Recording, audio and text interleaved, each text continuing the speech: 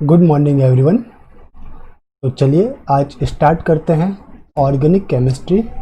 Organic chemistry में आज हम स्टडी करने वाले हैं सम बेसिक कंसेप्ट। ओके, तो ऑर्गेनिक केमिस्ट्री पढ़ने से पहले चाहे वो कोई भी इनिशियल स्टूडेंट हो, उसको कुछ कंसेप्ट के बारे में पता होना चाहिए ताकि वो रिएक्शन के अंदर mechanism as well as product का पता लगा पाए। अगर उसे बेसिक कंसेप्ट पता है, ठीक है, तो वो आपको प्रोडक्ट एंड मैकेनिज्म उसकी बता सकता है। तो जो ऑर्गेनिक केमिस्ट्री में रिएक्शन होती है वो डिपेंडेंट रहती है आपके इलेक्ट्रॉन डिस्प्लेसमेंट इफेक्ट के ऊपर। इलेक्ट्रॉन डिस्प्लेसमेंट इफेक्ट ये टू टाइप के रहते हैं आपका, एक परमानेंट इफेक्ट रहता है और एक रहता है आपका टेम्पररी इफेक्ट। तो जो आपका परमानेंट इफेक्ट है ये आपका मोस्ट है, तो इससे आप इम्पोर्टेंट इस इफेक्ट के ऊपर आपके क्वेश्चन ज़्यादा होते हैं। टेम्पररी इफेक्ट इतना इम्पोर्टेंट नहीं है, बट परमानेंट इफेक्ट आपके पता होने चाहिए कि आपके कौन कौन से हैं। इससे हम एक अदर नेम से भी जानते हैं पोलराइजेशन इफेक्ट। पोलराइजेशन इफेक्ट और जो टेम्पररी इफेक्ट होता है वो पोलराइजेबिलिटी इफेक्ट। ओके, पोलराइज होना और पोलराइजेबिलिटी मीन्स पोलराइज करना।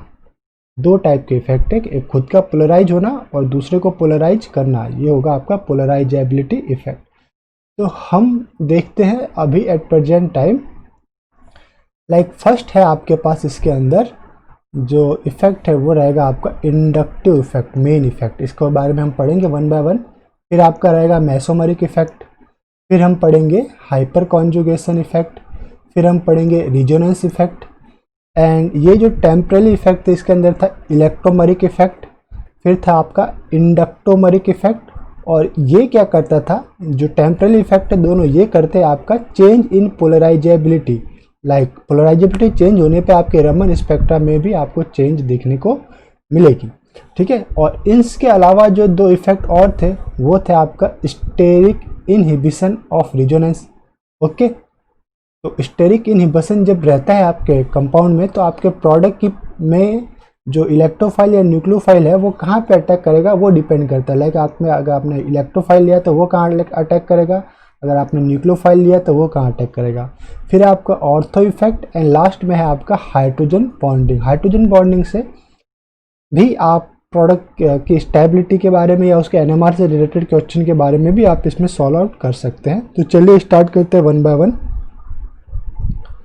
हमें फर्स्ट स्टडी करना है इंडक्टिव इफेक्ट। चलिए, तो देखिए इंडक्टिव इफेक्ट में क्या होता है कि आपके जो ऑर्गेनिक स्पीसीज है उसके अंदर या तो इलेक्ट्रॉन डोनेटिंग ग्रुप अटैच होगा या इलेक्ट्रॉन विदड्रॉइंग ग्रुप अटैच होगा। एक है आपका इलेक्ट्रॉन विदड्रॉइंग ग्रुप और एक है इलेक्ट्रॉन डोनेटिंग ग्रुप।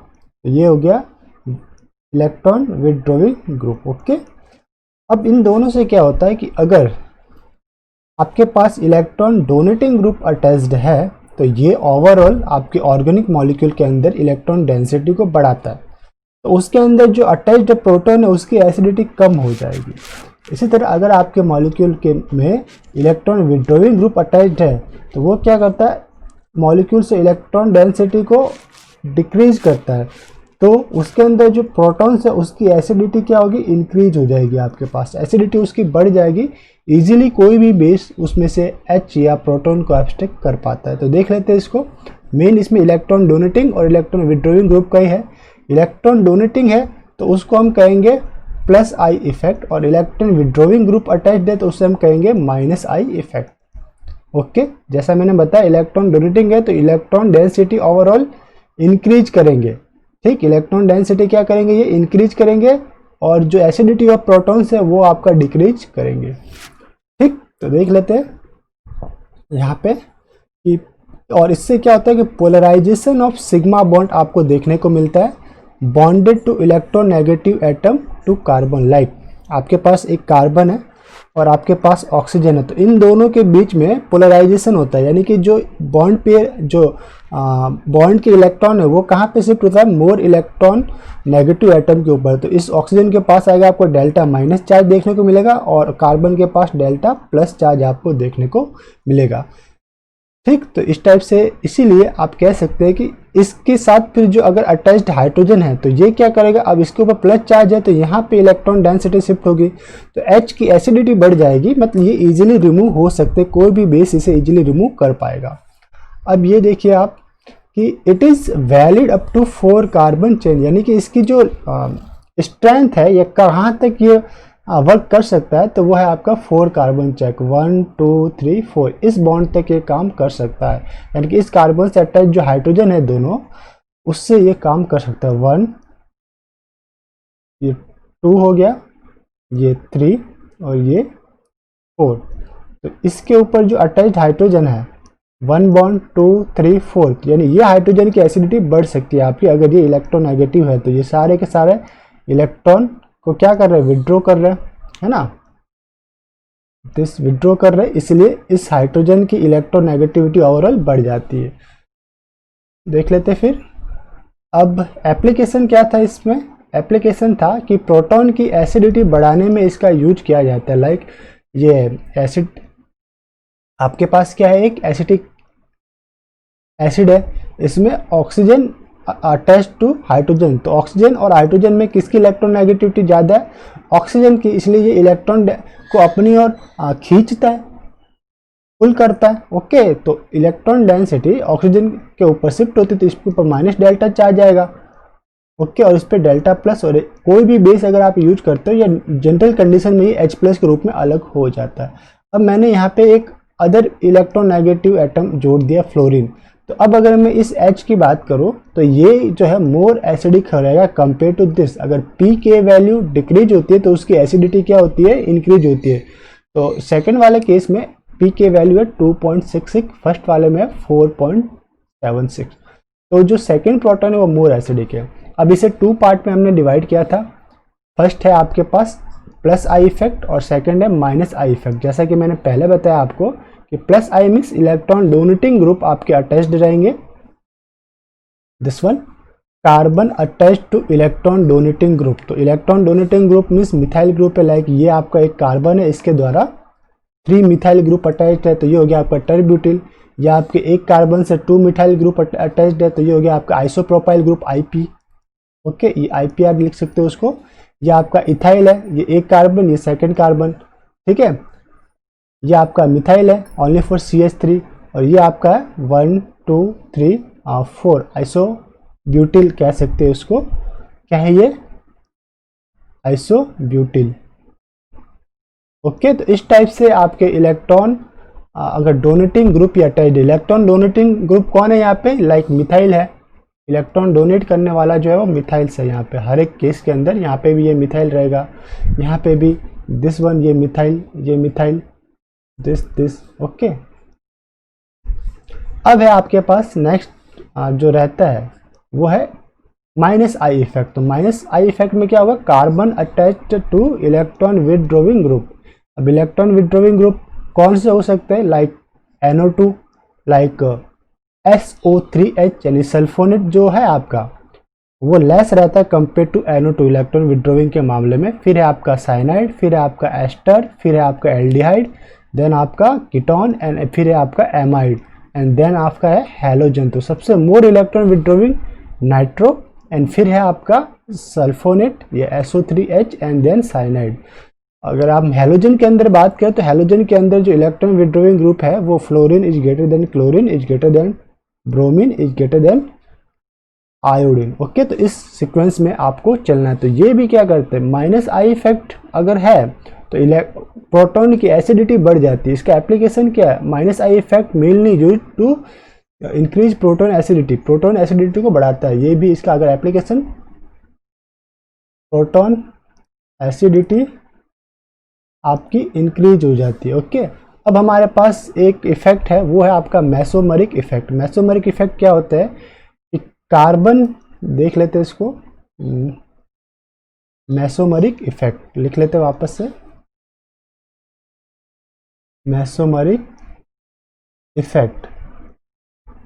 ओके, इसमें क्या होता है कि polarization of pi bond, it means कि जो स्पीसीज है आपकी, कोई मॉलिक्यूल है लाइक दिस वन, तो इस मॉलिक्यूल के अंदर एक एटम ऐसा होगा जिसके पास लोन पेयर ऑफ इलेक्ट्रॉन हो, लाइक ऑक्सीजन है तो इसके पास lone pair of electron present है, 2 है, नाइट्रोजन के पास प्रेजेंट है।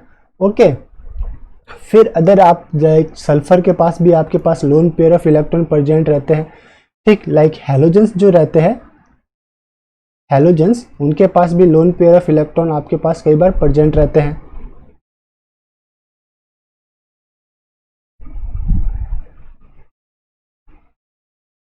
ओके, तो हैलोजन के ऊपर भी आपको loan pair of electron present रहते हैं, ठीक है, इस टाइप से। तो इन सभी के अंदर जब loan pair of electron present है तो ये क्या करते हैं, कॉन्जुगेशन में इसे पार्टिसिपेट करते हैं। क्या करते हैं, कॉन्जुगेशन में इसे पार्टिसिपेट करते हैं। तो कॉन्जुगेशन में पार्टिसिपेट करने से ये एक कॉन्जुगेट सिस्टम आपको देखने को मिलेगा, वो सिस्टम आपका मोर स्टेबल कहलाएगा, ठीक। तो यही है आपका मेसोमेरिक इफेक्ट। तो एक है आपके पास प्लस एम इफेक्ट और एक है आपके पास minus M effect. Minus M effect क्या करता है कि इलेक्ट्रॉन डेंसिटी को खींचता है, ठीक है। Plus M effect electron density उसके अंदर इंक्रीज करता है, वो अपने पाई इलेक्ट्रॉन को डोनेट करता है कॉन्जुगेशन में। तो ये देख लेते हैं हम कि plus M effect electron density donated through pi bond and lone pair. Like आपके पास स्पीसीज है जिसके अंदर Nr2 अटैच्ड है, OH अटैच्ड है, OR अटैच्ड है। तो इन सब कंडीशन में क्या देखने को मिलेगा, ये अपने लाइक ये स्पीसीज है कोई स्टार्टिंग मटेरियल, ये कॉन्जुगेशन में 1 2 1 2 1 2 1 2 1 2 यानी सब कॉन्जुगेशन में।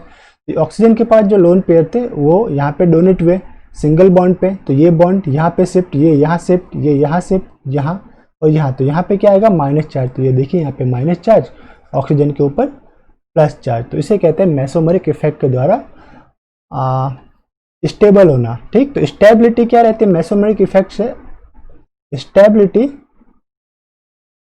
इंक्रीज होती है। अगर किसी सिस्टम में मेसोमेरिक इफेक्ट देखने को मिल रहा है तो वो मोर स्टेबल होगा compare to non mesomeric effect. तो अब इसकी मेन बात क्या है कि ये जो रहते हैं वो n number of pi bond chain तक देखने को मिलते हैं, यानी कि इनकी कोई लिमिटेशन नहीं होती। जहाँ तक कॉन्जुगेशन है वहाँ तक ये शिफ्ट होते रहते हैं, जहाँ पे कॉन्जुगेशन खत्म हो जाएगा वहाँ पे ये स्टॉप हो जाएंगे। फिर है आपके पास माइनस आई इफेक्ट। तो माइनस आई इफेक्ट में क्या होता है कि इलेक्ट्रॉन डेंसिटी विड्रॉ करते हैं फ्रॉम पाई बॉन्ड। लाइक कैसे, सिस्टम है आपके पास, उसके जो पाई बॉन्ड है वो कोई इलेक्ट्रॉन विड्रॉइंग ग्रुप इसे विड्रॉ करेगा, लाइक दिस वन। ये है आपके पास NO2। NO2 is more powerful electron withdrawing group. ये N के ऊपर plus, double bonded to oxygen और इस पर माइनस चार्ज रहता है, और ये अटैच्ड है आपका बेंजीन से। तो ये जो बेंजीन के क्या करके इस पाई बॉन्ड को, जो बेंजीन है आपका, तो ये पाई बॉन्ड यहाँ पे शिफ्ट होगा, ठीक है। फिर तो नाइट्रोजन के साथ जो एक ऑक्सीजन अटैच था डबल बॉन्ड के साथ, तो वो डबल बॉन्ड का जो एक बॉन्ड है पाई बॉन्ड वो ऑक्सीजन के ऊपर शिफ्ट होगा। अगर देखना चाहे तो इसको ऐसे भी बता सकता हूँ मैं आपको, ये माइनस चार्ज हो जाएगा और ये तो माइनस चार्ज था ही पहले से, ओके। और ये बॉन्ड कहाँ शिफ्ट होगा, यहाँ पे, ठीक।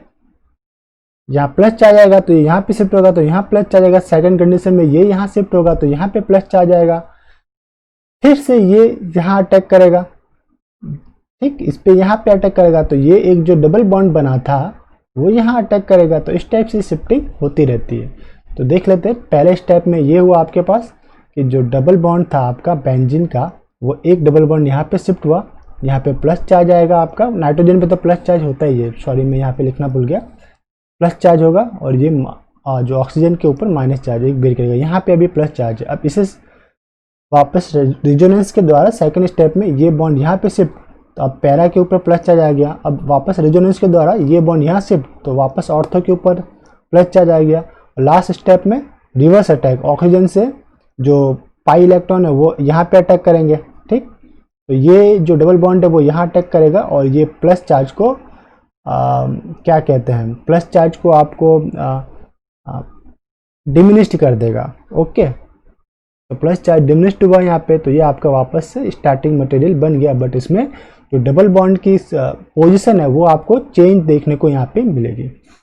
अब इसकी भी एप्लीकेशन क्या थी कि acidity of proton increase due to minus I effect. तो according to minus I effect ये क्या करता है, एसिडिटी बढ़ा देता है आपका। ठीक, इसके ऊपर बेस्ड क्वेश्चन कुछ रहते हैं, देखते हैं हम। लाइक एक क्वेश्चन है कि एक सिस्टम है आपके पास बेंजोइक एसिड और एक है सब इंस्टीट्यूटेड बेंजोइक एसिड जिसके पैरा पोजीशन के ऊपर नाइट्रो ग्रुप है। तो अब पूछा कि कौन से प्रोटॉन की एसिडिटी ज़्यादा होगी, तो डेफिनेटली ये जो प्रोटॉन है उसकी एसिडिटी आपको ज़्यादा देखने को मिलेगी, दिस वन। अब बट कौन से सिस्टम में, तो 2 वाले सिस्टम के H की एसिडिटी 1 वाले से ज़्यादा होगी। क्यों, क्योंकि माइनस आई इफेक्ट इसके साथ electron withdrawing group NO2 attached है, इसलिए ओवरऑल ये सिस्टम से इलेक्ट्रॉन डेंसिटी विड्रॉ करना चाहता है। तो oxygen attach to H bond के इलेक्ट्रॉन है वो बेंजीन की ओर शिफ्ट होंगे और ये H की एसिडिटी बढ़ जाएगी। इसी तरह एक सेकंड एग्जांपल है, एक है आपके पास सिस्टम बेंजोइक एसिड जिसके अंदर OH जुड़ा हुआ है पैरा पोजीशन पे और एक के साथ नाइट्रो ग्रुप जुड़ा हुआ है। तो किसकी एसिडिटी ज़्यादा है, तो OH क्या है, इलेक्ट्रॉन डोनेटिंग ग्रुप है, जबकि NO2 क्या इलेक्ट्रॉन विड्रोविंग ग्रुप है। तो हमें पता है कि जब इलेक्ट्रॉन विड्रोविंग ग्रुप अटैच रहता है तो एसिडिटी बढ़ती है, तो सेकंड सिस्टम की एसिडिटी इंक्रीज रहेगी 1 से। ओके, तो माइनस M कंटेनिंग ग्रुप कौन कौन से, तो देख लेते हैं। माइनस M कंटेनिंग ग्रुप वो है आपके पास नाइट्रो, देन साइनाइड, देन ये एल्किल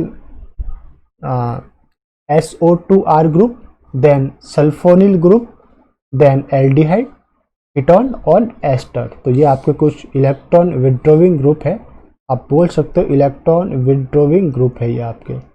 ओके, अब है आपके पास इलेक्ट्रोमरिक इफेक्ट। तो इलेक्ट्रोमरिक इफेक्ट बेसिकली पाई सिस्टम या जिसके अंदर डबल या ट्रिपल बॉन्ड होते हैं उसके अंदर देखने को मिलते हैं। ये टेम्पररी इफेक्ट है, क्या है आपके पास, टेम्पररी इफेक्ट है टू पाई बॉन्ड। ये कई बार शो करता है कि आपका जो इलेक्ट्रोफाइल है वो कहाँ पे अटैक करेगा। तो डेफिनेटली जो इलेक्ट्रोफाइल है लेस सब्स्टिट्यूटेड साइड पे आपको अटैक करता है। तो जस्ट याद रखें कि ये एक टेम्पररी इफेक्ट है, कई बार स्टेटमेंट टाइप के क्वेश्चन में पूछ लिया जाता है।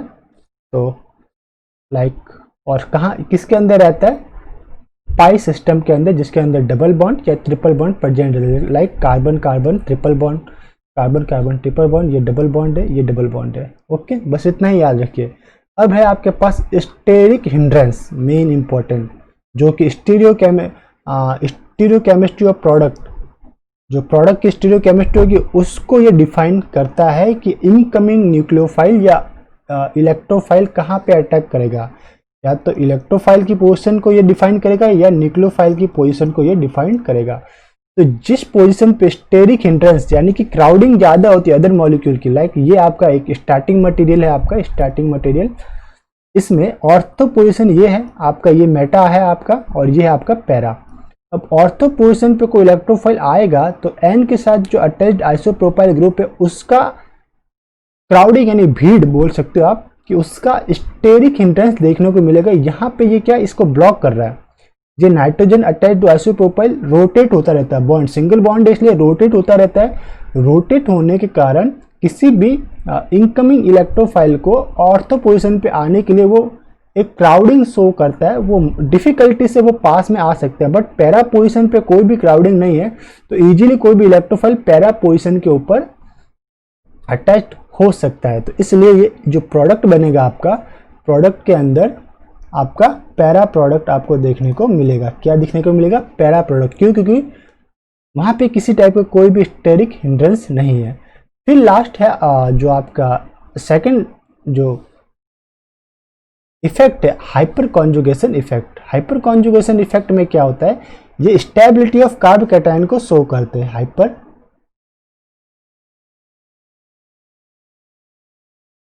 Hyperconjugation, okay, stability of carbocation को शो करते हैं ये, स्टेबिलिटी ऑफ कार्ब कैटायन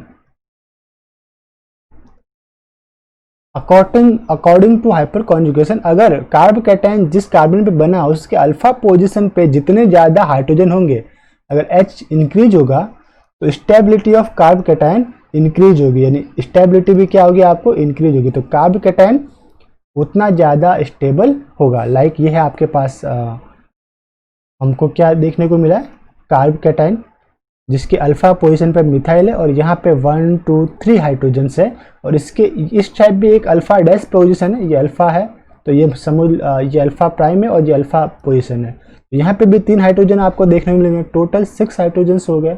इस टाइप से कह सकते हैं कि hyperconjugation proportional to number of hydrogen and proportional to stability of cation. तो इस बार इसे डिफाइन कर देता हूँ वापस से। हाइपर कॉन्जुगेशन इसके प्रोपोर्शनल रहता है number of alpha hydrogen proportional to stability of cation. Okay, stability of cation.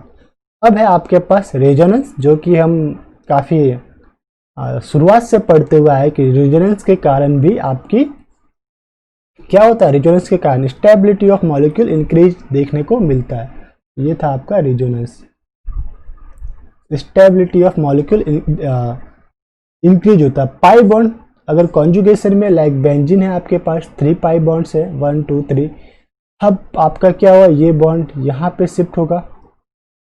Okay, या पहले पोलराइजेशन आप देख लीजिए कि इस बॉन्ड का पोलराइजेशन हुआ तो एक के ऊपर माइनस चार्ज, सेकेंड पे प्लस चार्ज, फिर ये जो माइनस वाला है वो यहाँ अटैक करेगा तो इस पोजीशन के ऊपर प्लस आपके कह सकते हो आप माइनस चार्ज देखने को मिलेगा। या फिर आप ये भी कह सकते हैं कि अगर ये बॉन्ड यहाँ पे शिफ्ट हुआ तो पैरा के ऊपर आपको प्लस चार्ज देखने को मिलेगा दिस वन। अगर ये बॉन्ड यहाँ शिफ्ट हुआ तो इस पोजीशन पे आपको प्लस चार्ज देखने को मिल सकता है। ओके, कहाँ पे मिलेगा, इस पोजीशन पे आपको प्लस चार्ज देखने को मिलेगा। अब सेकंड जो मैं आपको बताया था पहले, अगर माइनस अगर शिफ्ट होता है लाइक ये माइनस वाला यहाँ पे शिफ्ट हुआ तो इस पोजीशन पे प्लस के जस्ट अपोजिट माइनस चार्ज आएगा, इसको मैंने यहाँ पे शो किया है। ठीक है, फिर अगर ये बॉन्ड यहाँ शिफ्ट करो तो इस पोजीशन पे आपको देखने को मिलेगा माइनस चार्ज यहाँ पे, फिर ये माइनस चार्ज यहाँ पे शिफ्ट होगा तो प्लस को क्या कर देगा, ये डिमिनिश कर देगा तो ये बॉन्ड मिल जाएगा। तो ये है इसके रेजोनेटिंग स्ट्रक्चर, और जितने रेजोनेटिंग स्ट्रक्चर ज़्यादा होंगे उसकी स्टेबिलिटी क्या रहेगी, इंक्रीज रहेगी। स्टेबिलिटी आपको इंक्रीज देखने को मिलेगी। तो ये आपके पास एक एग्जांपल है लाइक एसिड है, एसिटिक एसिड। तो इसमें ये जो ऑक्सीजन हाइड्रोजन बॉन्ड है वो शिफ्ट होता है कार्बन ऑक्सीजन के बीच में, ये यहाँ पे शिफ्ट हुआ। ठीक, हाइड्रोजन मोर तो ये यहाँ शिफ्ट हुआ, ये बॉन्ड ओपन हुआ और इसने क्या किया, इस H को जो यहाँ से फ्री होगा उससे यहाँ पे ये एक्सेप्ट कर लेगा। तो ये रेजोनेंस आपको एक टाइप का देखने को मिलेगा, इसलिए एसिटिक एसिड थोड़े स्टेबल रहते हैं। फिर ये आपको था अल्फा बीटा कॉन्जुगेटेड सिस्टम है, कार्बोनिल सिस्टम है अल्फा बीटा कॉन्जुगेटेड। अब देख लेते हैं इसमें क्या होता है। पहले ये डबल बॉन्ड का आपको पोलराइजेशन देखने को मिलता है। तो जो ये दिस वन कार्बोनिल क्या है, इलेक्ट्रॉन विड्रॉइंग ग्रुप है, इसलिए इसके अल्फा पोजीशन पे जो कार्बन है वहाँ पे आपको माइनस चार्ज देखने को मिलेगा और बीटा पोजीशन पे प्लस चार्ज। तो हमेशा याद रख लीजिए कार्बोनिल के अल्फा पोजीशन पे माइनस चार्ज स्टेबल, बीटा पे plus charge stable. Okay, carbonyl alpha position है इंप्लाइज यहाँ पे जो स्टेबिलिटी के लिए आपको देना है माइनस चार्ज, और बीटा पोजीशन है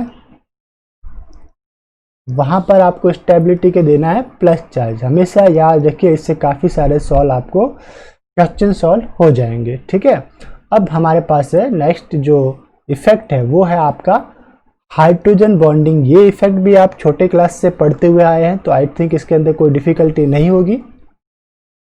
हाइड्रोजन बॉन्डिंग, ओके, तो ये 2 टाइप्स के रहते हैं। एक रहता है आपका इंट्रामोलिकुलर हाइड्रोजन बॉन्डिंग, पहला क्या है intramolecular hydrogen bonding, and second है इंटरमोलिकुलर हाइड्रोजन बॉन्डिंग। जैसा कि नाम से इंट्रामोलिकुलर यानी एक ही मॉलिक्यूल के अंदर 2 मोर इलेक्ट्रोनेगेटिव एटम के बीच में हाइड्रोजन फंसा हुआ रहता है। हाइड्रोजन के बीच में अट्रैक्शन देखने को मिलता है। ये हाइड्रोजन अटैच टू ऑक्सीजन है तो इसका एक अट्रैक्शन इस इलेक्ट्रोनेगेटिव हाइड्रोजन से देखने को मिलेगा। तो एक ही मॉलिक्यूल, ये पूरा का पूरा तो क्या है आपका एक ही मॉलिक्यूल है ऑर्थोनाइट्रोफिनॉल। ठीक, और जो आपका इंटरमॉलिक्यूलर हाइड्रोजन बॉन्डिंग है वो दो डिफरेंट मॉलिक्यूल के बीच में, लाइक ये H2O मॉलिक्यूल है और ये सेकेंड H2O मॉलिक्यूल है। अब इसका ऑक्सीजन सेकेंड वाले के हाइड्रोजन को अट्रैक्शन इसमें शो कर रहा है, तो ये आपका कहलाएगा इंटरमॉलिक्यूलर हाइड्रोजन बॉन्डिंग। तो इसके कारण भी मेल्टिंग और इसके melting as well as vaporising point जो है वो इंक्रीज होते रहते हैं। ओके, देखते हैं इसको। फर्स्ट है आपको इंट्रामोलिकुलर एच बॉन्डिंग, ये हमको देखने को मिलता है ऑर्थोनाइट्रोफिनॉल्स के अंदर। तो इसमें किस टाइप से रहेगा देख लेते हैं। ये आपका ऑक्सीजन अटैच टू हाइड्रोजन, फिर ये nitro group electron withdrawing group होता है, नाइट्रो का एक double bonded to O bonded to oxygen. तो अब देखिए ये ऑक्सीजन और बीच में ये हाइड्रोजन आ रहा है, यानी हाइड्रोजन एक तो फिजिकली ऑक्सीजन से अटैच्ड है, एक टेम्परली इस ऑक्सीजन के साथ इसकी एफिनिटी शो हो रही है। तो इस टाइप की जो बॉन्डिंग है वो कहलाएगी इंट्रामोलिकुलर एच बॉन्डिंग। अब है आपके पास इंटरमोलिकुलर एच बॉन्डिंग, ये था आपका ऑर्थोनाइट्रोफिनॉल,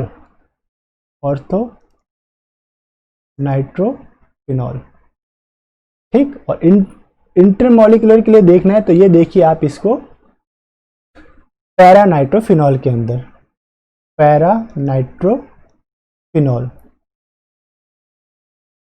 इसमें क्या रहता है आपका कि एक पैरानाइट्रोफिनॉल के जो हाइड्रोजन है लाइक दिस वन, ये जो है वो सेकंड पैरानाइट्रोफिनॉल के ऑक्सीजन से अटैच्ड रहता है या उसके साथ एफिनिटी शो करता है। ये मेरा फर्स्ट मेरा ऑर्थोनाइट्रोफिनॉल है, उसका एक हाइड्रोजन दिस वन है H, और सेकंड वाले के साथ ये एफिनिटी शो करता है। तो ये मेरा सेकंड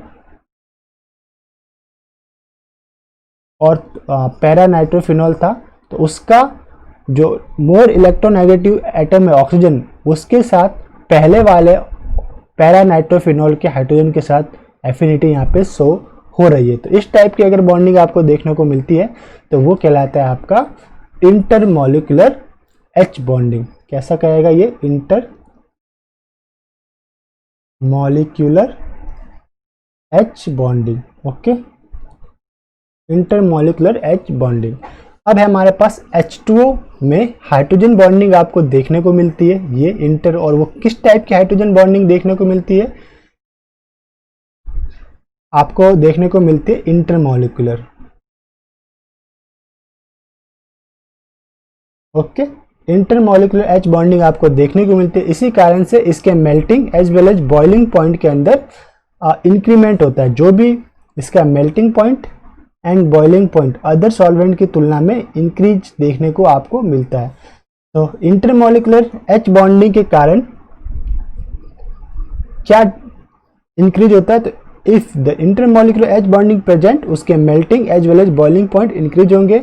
और अगर आपके मॉलिक्यूल में इंट्रामोलिकुलर एच बॉन्डिंग प्रेजेंट है तो उसके melting point as well as boiling point आपको डिक्रीज देखने को मिलते हैं। इसी के ऊपर बेस्ड कुछ क्वेश्चन भी रहते हैं जो आपके 2 मार्क के ऊपर आते हैं। डेफिनेटली अगर ये कंसेप्ट आप अप्लाई करते हो तो वो सॉल्व हो जाते हैं। और कई बार NMR के अंदर भी पूछे जाते हैं कि NMR में क्या होता है कि अगर किसी मॉलिक्यूल के अंदर इंटरमोलिकुलर एच बॉन्डिंग है तो जब NMR में, या आप कह सकते हो या NMR के अंदर भी आप देख सकते हो या UV के अंदर भी आप देख सकते हो,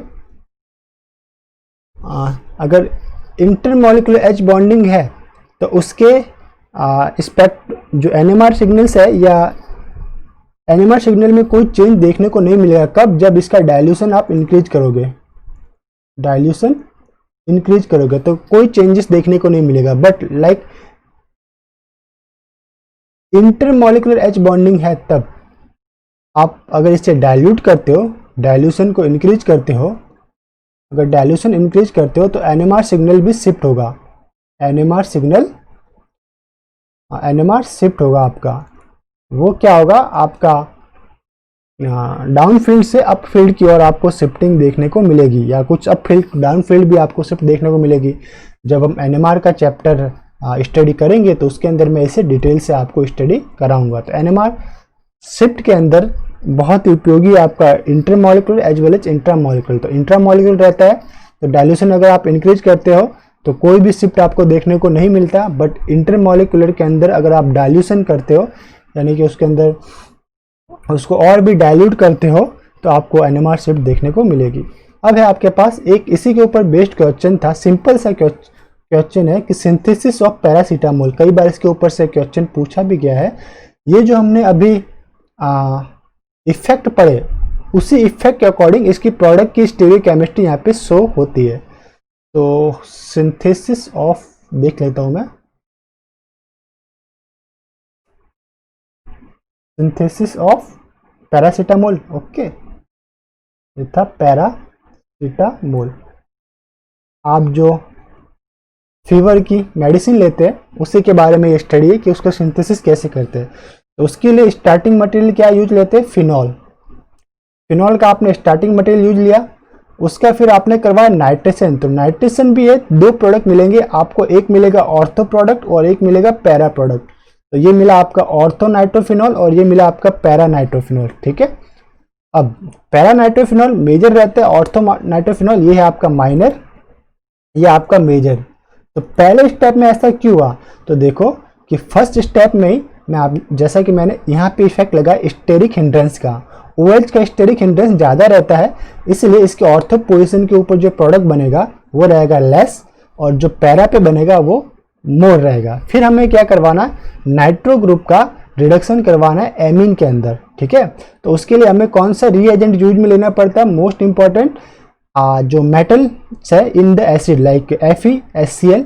तो ये क्या करता है, रिडक्शन करता है, और रिडक्शन भी किसका करेगा, NO2 का NH2 में। ये किस में चेंज हो गया, एमीन के अंदर।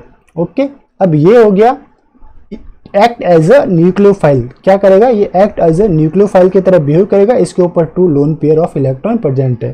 फिर इसकी आपने रिएक्शन करवाई एसिटिक एनहाइड्राइड से। किससे रिएक्शन करवाई, एसिटिक एनहाइड्राइड। तो अब ये लोन पेयर ऑफ इलेक्ट्रॉन यहाँ पे अटैक करेंगे, ये ओपन होगा, वापस से यहाँ पे माइनस चार्ज आएगा, वापस से ये क्लोज होगा, तो ये यहाँ पे माइनस चार्ज शिफ्ट हो जाएगा, यानी बॉन्ड क्लीव हो जाएगा। तो आपको क्या देखने को मिलेगा, जो प्रोडक्ट मिलेगा आपको इस टाइप से देखने को मिलेगा। देख लीजिए, ये आपका बन गया, वापस से देख लेते हैं। हमारे पास जो प्रोडक्ट मिलेगा वो इस टाइप से मिलेगा। ये आपका फिनॉल, ये N, एक आपका H अटैक है, दूसरा H अटैक है। अब यहाँ पे प्लस चार्ज आएगा, क्यों आएगा वो बता देता हूँ। डेफिनेटली फिर ये ये आपका रहा एक carbon, this one and this one.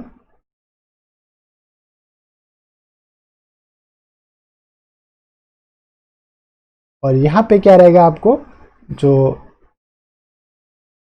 Yes, इसे मिटाते हैं आप।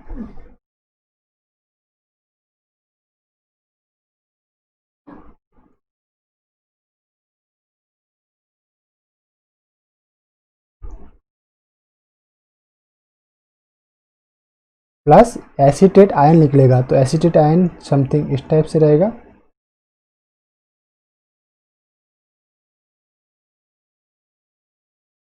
देखिए, जैसा मैंने आपको बताया, ये जो लोन पेयर था वो कहाँ पे अटैक किया, यहाँ पे कार्बोनिल के मोर इलेक्ट्रोफिलिक सेंटर पे। तो यहाँ पे अटैक करने से ये ऑक्सीजन कार्बन बॉन्ड ओपन हुआ, तो यहाँ पे माइनस चार्ज आएगा, वापस से ये रिवर्ट होगा, तो ये क्लोज होगा। तो ये जो कार्बन ऑक्सीजन बॉन्ड था वो ब्रेकअप हो जाएगा, क्लीव हो जाएगा, ये क्लीव हो जाएगा और इस ऑक्सीजन के ऊपर माइनस चार्ज आ जाएगा। तो ये बन गया आपका एसीटेट आयन, आपका क्या हो गया, क्लीव होके एसीटेट आयन बना। तो ये आपका बाहर निकला, और ये नाइट्रोजन अटैच्ड किससे हो गया, एसिड जो आपका एसीटेट ग्रुप था, ये असाइल ग्रुप से ये अटैच्ड हो गया आपका। किससे, असाइल ग्रुप से आपको अटैचमेंट आपको देखने को मिला। ठीक, अब क्या था कि इस नाइट्रोजन के ऊपर प्लस चार्ज है, तो ये प्लस चार्ज होने से इस हाइड्रोजन की एसिडिटी इंक्रीज हो जाती है। एसिडिटी क्या हो गई, इंक्रीज हो गई। तो ये जो एनाइन निकला था वो क्या करेगा, एक्ट एज ए न्यूक्लियोफाइल, इस प्रोटॉन को एक्सेप्ट करेगा, यानी कि प्रोटॉन को एक्सेप्ट करेगा। ठीक, और ये नाइट्रोजन हाइड्रोजन बॉन्ड नाइट्रोजन के ऊपर शिफ्ट होंगे और प्लस चार्ज को डिमिनिश्ड कर देंगे, तो आपके पास ओवरऑल ये प्रोडक्ट आपको देखने को मिलेगा। क्या मिलेगा? पैरासीटामोल, जिसे शॉर्ट में इस टाइप से भी लिखते हैं, दिस वन।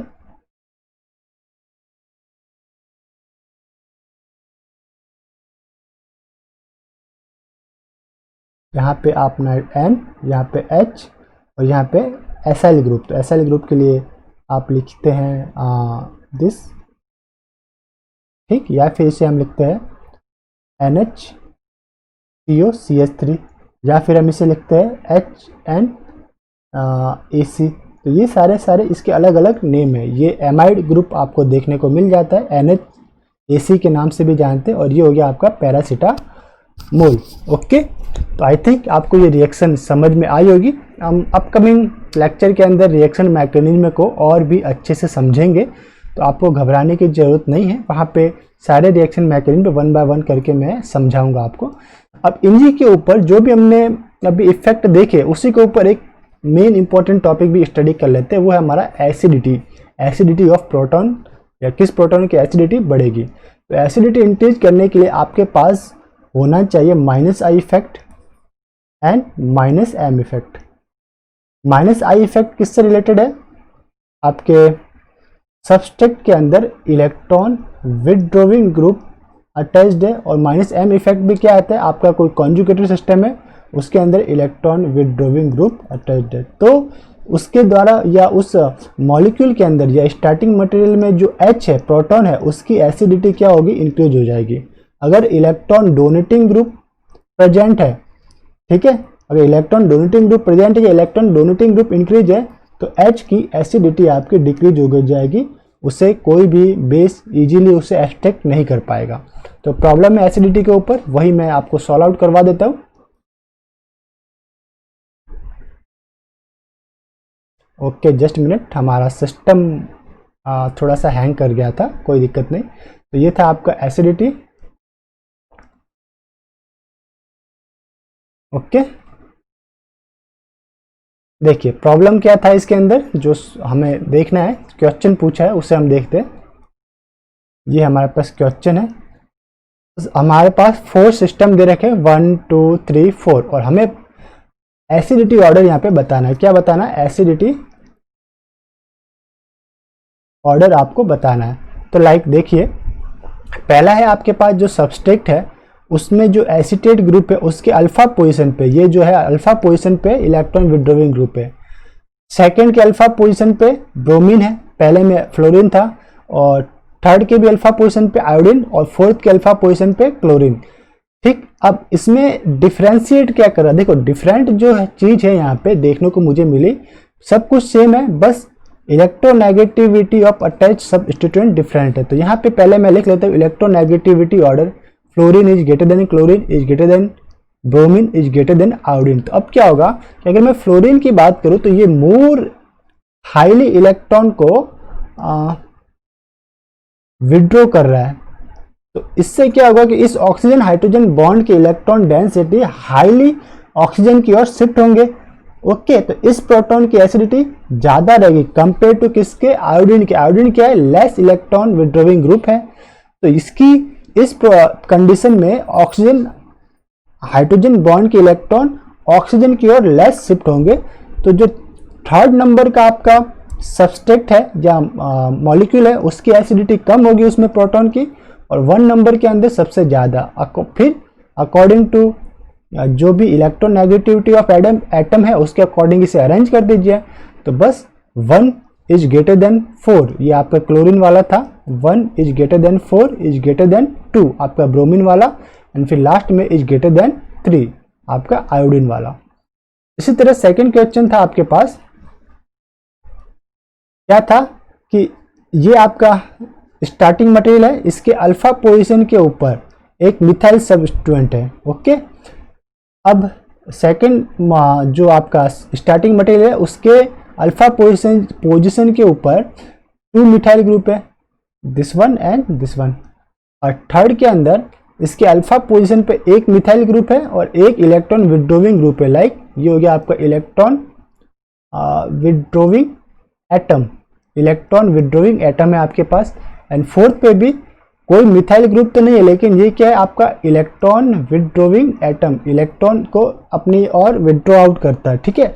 तो एसिडिटी किस प्रोटॉन की ज़्यादा रहेगी, जिसमें मोर इलेक्ट्रॉन विड्रोविंग एटम रहेगा और कोई एल्किल नहीं होना चाहिए। तो इस की बात करें फोर्थ की, तो इसके अंदर कोई इलेक्ट्रॉन डोनेटिंग ग्रुप नहीं है, सिर्फ इलेक्ट्रॉन विड्रोविंग एटम है, इसीलिए फोर्थ जो मॉलिक्यूल है उसकी एसिडिटी ज़्यादा रहेगी। तो फोर्थ इज ग्रेटर देन किससे। अब 3 की बात करूँ, 1, 2 एंड 3 में कंपेयर करूँ तो 3 के अंदर एक इलेक्ट्रॉन विड्रोविंग एटम भी है और एक आपका इलेक्ट्रॉन विड्रोविंग ग्रुप CH3 है, बट अदर 2 के अंदर ओनली इलेक्ट्रॉन विड्रोविंग CH3 है। तो किसकी एसिडिटी ज़्यादा होगी, जिसमें इलेक्ट्रॉन विड्रोविंग एटम यानी 3 की, तो फिर है आपका 3। और उसके बाद जिसमें कम इलेक्ट्रॉन विड्रोविंग सब इंस्टीट्यूएंट है, लाइक एक CH3 है, तो 1 वाले की एसिडिटी ज़्यादा होगी, फिर किससे 2 वाले से। 2 में ऐसा क्यों हुआ, क्योंकि उसमें 2 electron donating alkyl group present है। ओके, अब है आपके पास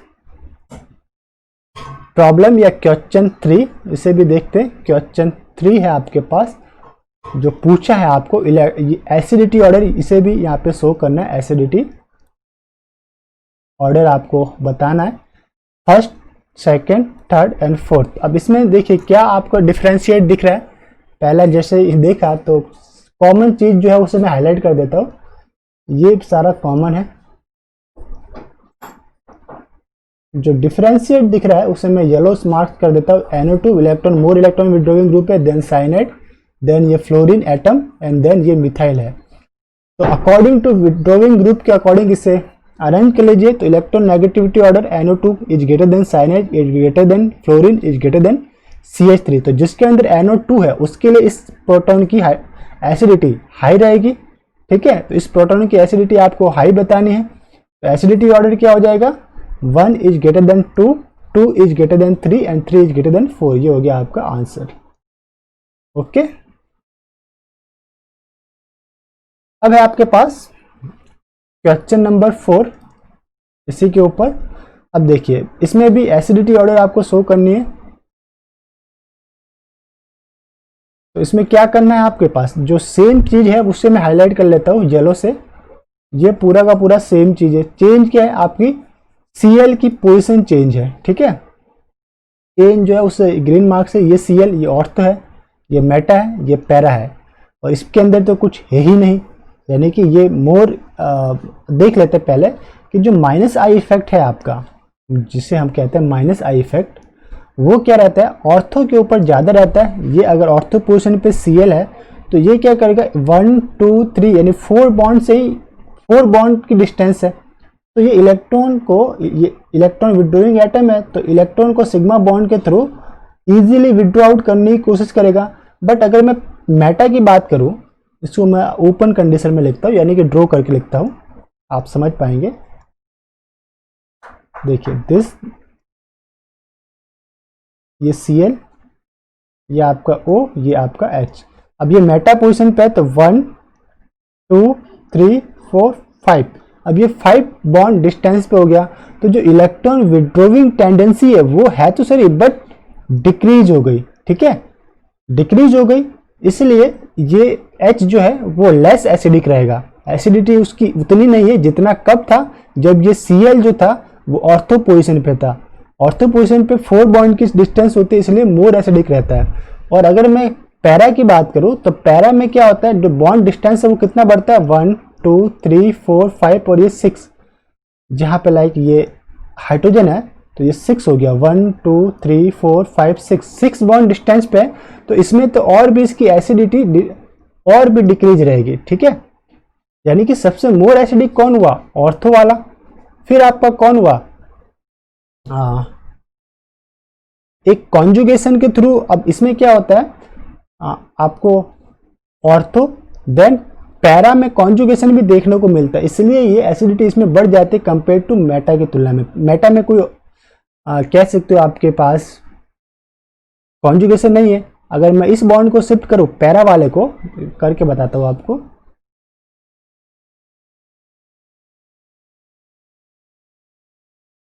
दिस ऑक्सीजन, दिस हाइड्रोजन, ये बॉन्ड यहाँ पे, ये बॉन्ड यहाँ पे, ये बॉन्ड यहाँ पे शिफ्ट। ठीक है, इस टाइप से कॉन्जुगेशन जो आपको देखने को मिल रहा है वो मेटा पोजीशन पे देखने को नहीं मिलता। इसलिए जो एसिडिटी ऑर्डर अगर हम चेक करें तो first system ortho is greater than para यानी कि third, is greater than Meta यानी कि आपका रहेगा 2 is greater than normal phenol यानी कि फोर्थ सिस्टम। तो इस टाइप से इसके एसिडिटी ऑर्डर आपको लगाने हैं। ठीक, हमारे पास टोटल 7 प्रॉब्लम्स है, 1 बाय 1 इसे सॉल्व करते जाते हैं। अब है 5th प्रॉब्लम। ये सारे के सारे आपके पास मैं बोल सकते हो आपके पास कुछ प्रॉब्लम सॉल्यूशन आपको बता रहे हैं ताकि आपके एग्जाम के अंदर इजी रहे। इसके अंदर आपको क्या चेंजेस देखने को मिल रही है? पोजीशन ऑफ Cl, यहाँ पे अल्फा पे था, ये बीटा पे, ये गामा पे, अल्फा बीटा गामा। तो जैसे जैसे Cl की डिस्टेंस बढ़ेगी एसिडिटी भी उसकी डिक्रीज होती जाएगी। तो एसिडिटी क्या होगी? डिक्रीज होगी। तो मोर एसिडिक कौन है? फर्स्ट वाला, फिर सेकंड, फिर थर्ड। तो dependence on distance of electron withdrawing group. अब है आपके पास नेक्स्ट प्रॉब्लम था, क्वेश्चन था जिसके अंदर सब जो स्टार्टिंग मटेरियल है वो फिनॉल है और फिनॉल के साथ NO2 अटैच्ड है। तो किसके ऊपर डिपेंड करेगा? वही था, NO2 की पोजीशन के ऊपर ये भी डिपेंड करेगा। ये पैरा पोजीशन के ऊपर है, ये आपका है मेटा, ये है आपका ऑर्थो। तो ऑर्थो वाला जैसे कि मैंने पहले ही बताया था जस्ट ऊपर इसके कि ortho is more acidic then para, para is more acidic then Meta and Meta is more acidic then normal phenol. तो ये आपका एसिडिक ऑर्डर रहेगा। नंबर ऑफ, यहाँ पे मैंने कुछ कंसेप्ट भी लिखा है कि नंबर ऑफ ऑर्थोनाइट्रोफिनॉल में इंट्रामोलिकुलर H बॉन्डिंग की वजह से ये इजीली H को डोनेट नहीं करता। ठीक है, इसलिए सेकंड जो है ये वाला सेकंड पैरा, इसकी एसिडिटी इंक्रीज हो गई कंपेयर टू ऑर्थो। क्यों? क्योंकि ऑर्थो में इंट्रामोलिकुलर H बॉन्डिंग आपको देखने को मिलती है, इंट्रामोलिकुलर H बॉन्डिंग। इसके कारण ये जो हाइड्रोजन है उसको इजीली डोनेट नहीं करता, इसलिए आपके पैरा की एसिडिटी ज़्यादा रहेगी compare to ortho and ortho की ज़्यादा रहेगी मेटा, मेटा की ज़्यादा normal phenol. Problem number 6, problem 6 में देख लेते हैं। क्वेश्चन 6 था आपका, सेम क्या चीज़ है? सेम है आपका फिनॉल और ये ऑर्थो के ऊपर इसके अटैच्ड है मिथाइल। तो ये पोर्शन आपका सेम है, इसे हाईलाइट कर देता हूँ। जो डिफ्रेंशिएट है, यहाँ पे डिफ्रेंशिएट है एक सब स्टेटमेंट, लाइक ये इलेक्ट्रॉन विड्रोइंग एटम है, ये इलेक्ट्रॉन विड्रोइंग ग्रुप है, ये मेटा के ऊपर है और यहाँ पे 2 सब स्टेटमेंट है। तो सबसे पहले तो याद रखिए इलेक्ट्रॉन विड्रोइंग ग्रुप वो भी ऑर्थो पोजीशन पे है, नाइट्रो है, तो डेफिनेटली इसकी इलेक्ट्रॉन विड्रोइंग ग्रुप अगर है इसके अंदर नाइट्रो, तो डेफिनेटली इसके H की जो एसिडिटी है सबसे ज़्यादा इंक्रीज देखने को मिलेगी। तो एसिडिटी ऑर्डर में 2 नंबर का जो सबस्ट्रेक्ट है 2 इज मोर एसिडिक रहेगा कंपेयर टू इससे, जिसके अंदर आप जो मेटा पोजीशन के ऊपर नाइट्रो उसकी एसिडिटी कम होती है ड्यू, क्योंकि इसके अंदर कॉन्जुगेशन परफॉर्मेंस नहीं हो पाता, मेटा पे नहीं होता। अगर पैरा पे होता तो हो जाता, मेटा पे नहीं होता। तो ड्यू टू फोर्थ से ज़्यादा होगी, क्योंकि फोर्थ में दोनों पोजीशन ऑर्थो एंड पैरा के ऊपर फ्लोरीन इलेक्ट्रॉन विड्रोइंग एटम है और वो भी कॉन्जुगेटेड एंड के ऊपर आ रहा है। ऑर्थो भी कॉन्जुगेटेड एंड पे है और पैरा भी कॉन्जुगेटेड एंड पे है, तो इसकी इलेक्ट्रोनेगेटिविटी ज़्यादा रहेगी। इसके लिए इस हाइड्रोजन की इलेक्ट्रोनेगेटिविटी ज़्यादा रहेगी। अब किससे ज़्यादा रहेगी? कंपेयर टू 1, जिसके ऑर्थो पोजीशन पे इलेक्ट्रॉन विड्रोइंग एटम है आपका फ्लोरीन, तो इससे 1 से। और लास्ट में रहेगा आपका मेटा के ऊपर जो नाइट्रो ग्रुप है उसकी, तो लास्ट में आपका 3 नंबर। तो ये रह गया आपका आंसर। ओके, एसिडिटी ऑर्डर था ये, एसिडिटी ऑर्डर। अब है आपके पास 7 क्वेश्चन।